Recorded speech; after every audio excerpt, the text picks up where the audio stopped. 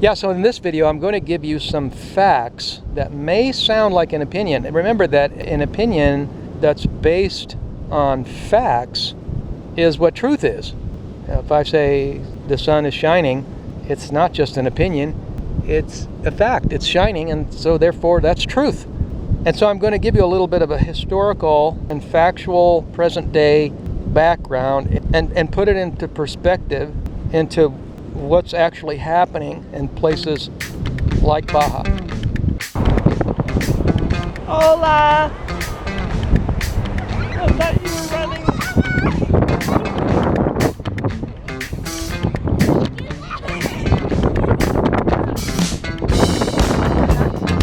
On the beach. Best and worst of living in Baja Mexico. We could talk about the dilly-dally videos, although a lot of times people like to revert to the basics.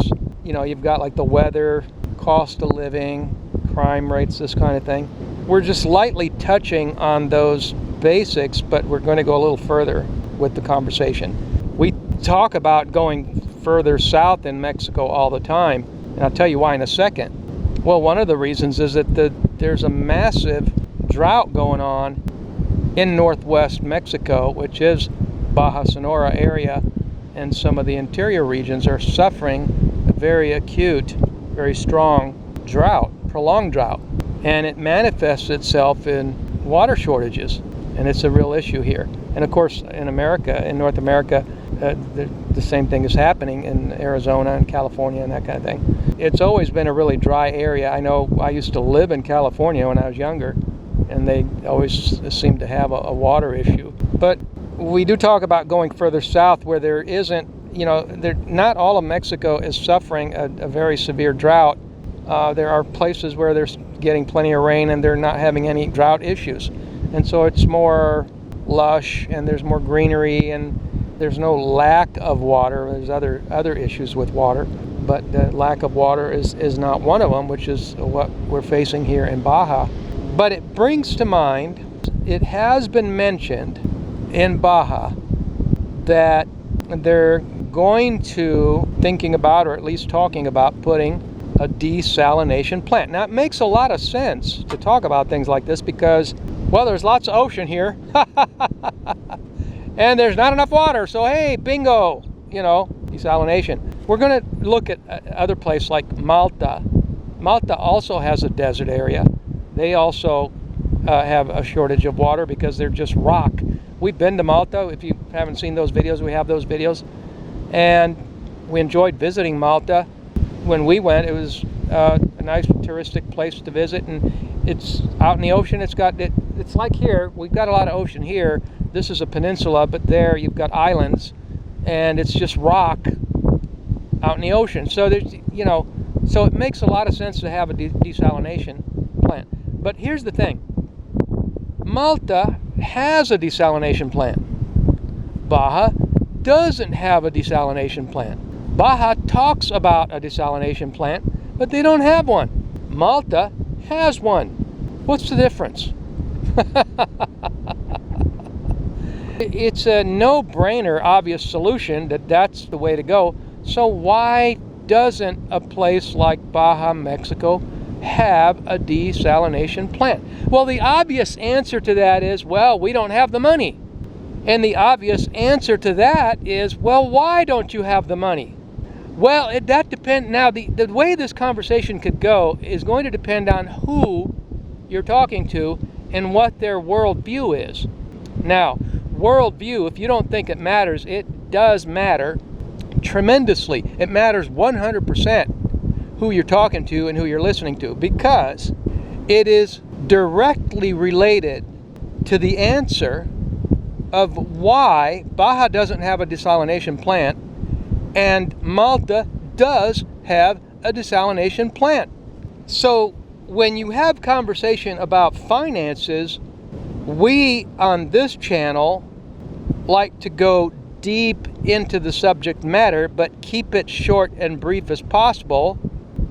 And so in the interest of brevity, we will say that the worldview that a lot of people were born into, let's go there. I mean, people were born into a worldview, and they, for that reason, have that worldview and see things within that worldview. For example,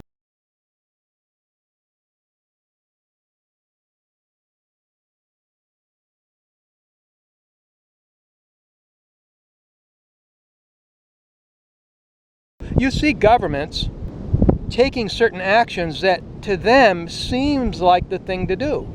You know, it's like, well, we don't have the money, so we have to raise the immigration financial requirements because this will bring in more revenue, and therefore then we will have more money and we can spend more money on these projects, infrastructure and such. Unfortunately, it doesn't always work out that way. Historically speaking, as we've discussed in some of the other videos, the way a nation becomes wealthy, and I will keep saying this as long as people will listen, is not by raising taxes. Taxation is a discouragement to financial activity. When you look at history proves this point. You look at places like Bulgaria where they had no taxes, they were a tax haven. The country was wealthy. In their history, they have a period where they were that way, and they became wealthy because the citizens were wealthy. So why aren't the citizens of Mexico all wealthy? You have a lot of poverty in Mexico, and one of the schools of thought is, well, if we bring in more revenue, well, we'll become a wealthier nation. But you see that doesn't play out that way. And when you go back into history far enough to see what actually makes a wealthy nation, you realize that it gets down to the nitty-gritty of it, which is personal liberty.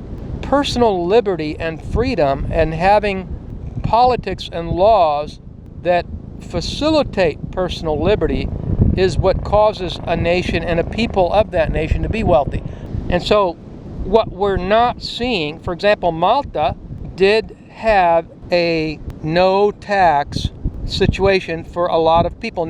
You could talk about degrees of no tax, degrees of liberty, and degrees of laws that compel and laws that inhibit prosperity. You can talk about degrees. That's a whole other video there, where you can utilize certain degrees of these concepts, personal liberty, and how it plays out in a society and how it creates a wealthy nation.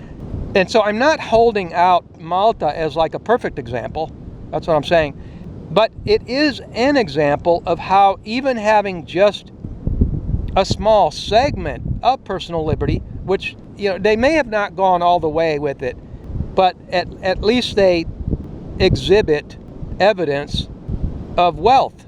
Because what happens is, when you don't tax and regulate something, that's how you actually promote. But with the worldview of socialism and communism, that worldview says you tax and regulate, which discourages wealth. This has been proven throughout history. Just look at all of the previous communist countries and socialist countries, and how bankrupt and poor their people are.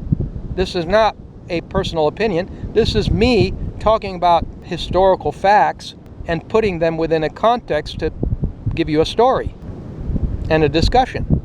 And so why is all this important? Because it comes back to why Baja doesn't have a desalination plant, and all you get from Baja is promises. Well, we'll have it, we'll have a desalination plant maybe in 10 years when we have the money. And in the meantime, we're going to tax and regulate, and that's how we're going to achieve our goal.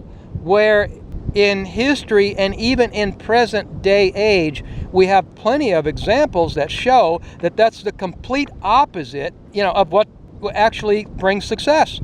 One of the things that I would imagine confuses a lot of people in government is the fact that they have tourism revenue. That gives some industry, I've said, the appearance, or at least some wealth. And so you get the appearance of having some wealth because of tourism, but it doesn't go far enough. It doesn't promote prosperity universally across everyone in the land. And it doesn't bring in enough revenue. It brings in revenue to certain industries, and it's good for those industries. And if you want those industries to bear the brunt of having to come up with the funds to put in a desalination plant, well, that may take a lot longer and be a lot more work than if you looked at the historical record with an open mind and accept what the historical record has to teach us. And we can go all the way back to the biblical record, which I've mentioned in other videos, of what caused biblical Israel to be a great nation, a nation unlike any other nation.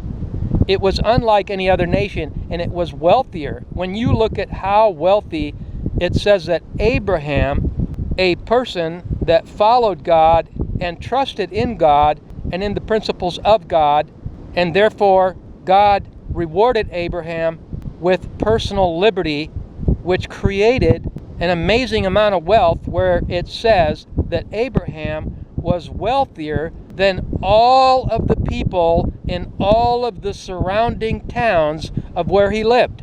And he was so wealthy, and so much more wealthy than they were, that they were envious of his wealth. That's the historical record. That's why Baja doesn't have a desalination plant. And I could sit here and beat around the bush and say this and that and make this a 1 hour long video, but if you want to do the research with an open mind, and if we were sitting together having a cup of tea, we could talk about this for 2-3 hours. But the bottom line is, I'm just giving you enough here to whet your palate, so that if you have an open mind enough to understand that this thing has been done before, it's being done in other places of the globe. And so we have a historical record in the Bible that's thousands of years old. And so we've got a lot of history here. And so, beyond the cost of living and the weather and the crime rates, which videos are a dime a dozen. Those videos are a dime a dozen, thank you. We love Baja. We love the dry weather. The beaches are some of the best beaches I've seen in my travels. But to each his own. I mean, everyone's got a different palate. If someone's on a 2-week vacation, they're fine in a real tiny little cove. And to me, that's restrictive, because I just like big open spaces. And sometimes we go for a walk, and we walk and walk and walk, and we just don't quit walking on the beach. And so it's got the big, open, unrestricted space look, of the desert. And that's one of the things I like. And so the best thing about Baja is the weather and the beaches, and cost of living subjective, and it's not the cheapest place. It's one of the highest priced places, actually. It's just because of its proximity to higher cost of living areas across the border. The worst thing that's going on, that is ongoing, is related to the water, and one of those would be the massive drought that we're going through. I hope I've helped you see something with a deeper perspective, and that you got something out of that. And so thanks for coming to the video, and have a wonderful day.